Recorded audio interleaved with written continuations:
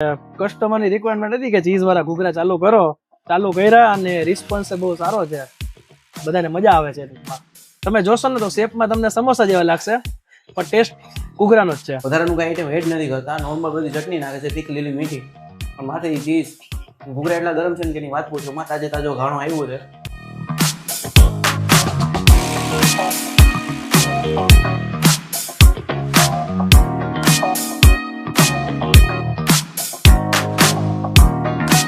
Hello મારા રાજકોટના લોકો, તો કેમ છો બધા મજામાં? હું તમારો પ્રિય નિખિલ બાબરી આવી ગયો છું નવા વિડીયો નવા અંદાજ સાથે. ભાઈ રાજકોટના લોકોને છે ને ખાવાનું તો કંઈ ઘરે વાલું છે, એમાં રાજકોટના લોકોને ઘૂઘરા મળી જાય ને એટલે કંઈ ઘટે જ નહીં. રાજકોટના લોકો છે ને ભાઈ ઘણી બધી જગ્યાએ ઘૂઘરા ખાતા હોય છે, કહેવાય ને ફાયર ઘૂઘરા, સ્વીટ ઘૂઘરા અને ઘણા બધા ઘૂઘરા.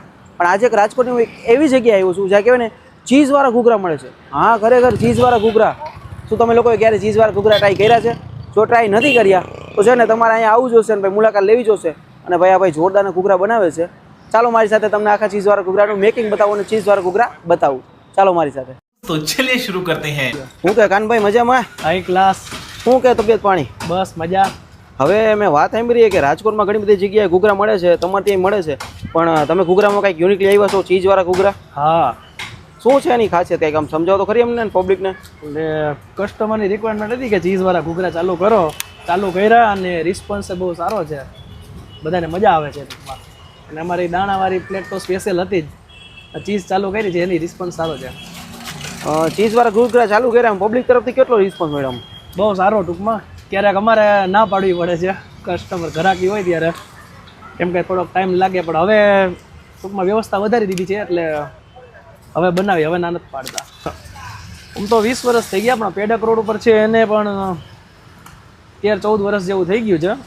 પહેલાં ખાલી સાદા ઘૂઘરા જ વેચતા, પછી ટૂંકમાં દાણા ચાલુ કર્યા, કસ્ટમરને મજા આવી, એ ડીશ અમારી સ્પેશિયલ થઈ ગઈ.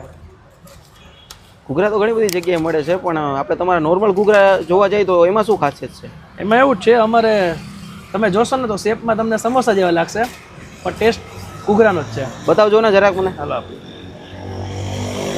ડબો લઈએ. ડબો જ કાઢ્યો એમ ને તમે તો ડાયરેક્ટ સીધો? ચાલુ જોઈએ લાઈવ અમારે. આ ઘૂઘરા એમને શેપમાં અલગ, ઓકે, નામાનું ઘૂઘરા પણ આકાર છે સમોસા જેવું, એવું કેમ? બસ ટૂંકમાં અમે પહેલાં બનાવતા લાંબા, પણ પછી આ બનાવ્યા તો આમાં વધારે મજા આવે, મને ટેસ્ટ આનો સારો આવે છે. આઈડિયો તમને ક્યાંથી આવ્યો કે ભાઈ મારે ઘૂઘરાને નવો આકાર આપવો છે? આ આઈડિયો ખરેખર કહું તો મારા પપ્પાનો હતો, અંકલે શરૂ કર્યા હતા. હા. અહીંયા તમને કેટલા વર્ષ થઈ ગયા ઉપર? એને આ પેડક રોડ પર મારે 13 વર્ષ થઈ ગયા. પહેલાં મારે સામે રેકડી હતી, આ દુકાન લીધી એને 5 વર્ષ થઈ ગયા. અહીંયા અંદર દુકાન છે એમને, બેસવાની બધી સુવિધા, ડાઇનિંગ એરિયા છે. ઘૂઘરા છે બીજું શું શું રાખો છો? ઓનલી ઘૂઘરા જો. ઓનલી ઘૂઘરા. ઘૂઘરામાં શું શું વેરાયટી છે તમારી પાસે? ઘૂઘરામાં સાદી પ્લેટ, દાણાવાળી અને આ ચીઝવાળી ચાલુ કરી. બધીની પ્રાઇસ કહી દેજો ને મને. સાદી પ્લેટના 30 છે, દાણાવાળાના 35 અને ચીઝવાળાના 60 રૂપિયા.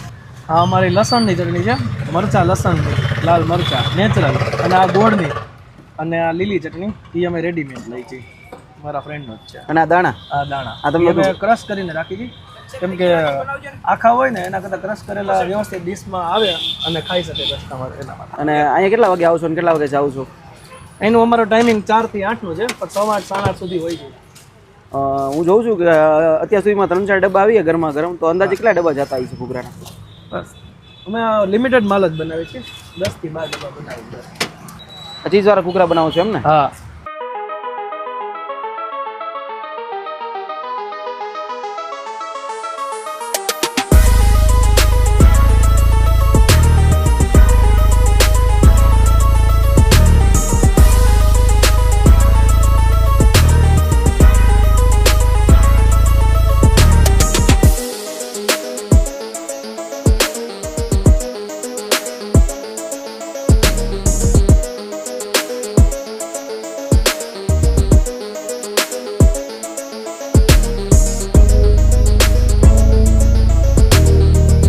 તો ફાઇનલી ભાઈ આપણા ચીઝવાળા ઘૂઘરા આવી ગયા છે.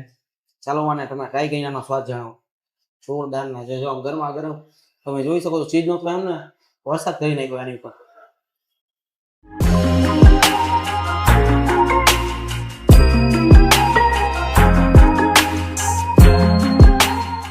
ગરમા ગરમ ઘૂઘરા ઉપરથી પહેલાં તમને ચીઝનો ટેસ્ટ આવશે, પછી તમને દાણાનો ટેસ્ટ આવશે. અને ભાઈ ઘૂઘરા હોય તો છાશ જોયો ભાઈ ગુજરાતી પહેલે. 60 રૂપિયાની પ્રાઇસ છે. ખરેખર કહું ને તો ભાઈ ફૂલ વસૂલ છે, કઈ ઘટે એમ છે ને. આમ જો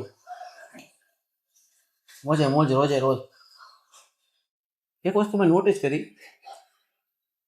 નામ છે એનું ઘૂઘરા પણ આકાર છે ને સમોસાનો આપ્યો છે. અને ખરેખર ટેસ્ટ બહુ જ જોરદાર છે. વધારાનું કાંઈ આઈટમ એડ નથી કરતા, નોર્મલ બધી ચટણી નાખે છે, તીખી લીલી મીઠી. પણ માથેથી ચીઝ, ઘૂઘરા એટલા ગરમ છે ને કે એની વાત પૂછો માં. તાજે તાજો ઘાણો આવ્યો છે પણ એમ થાય કાદર રાખી.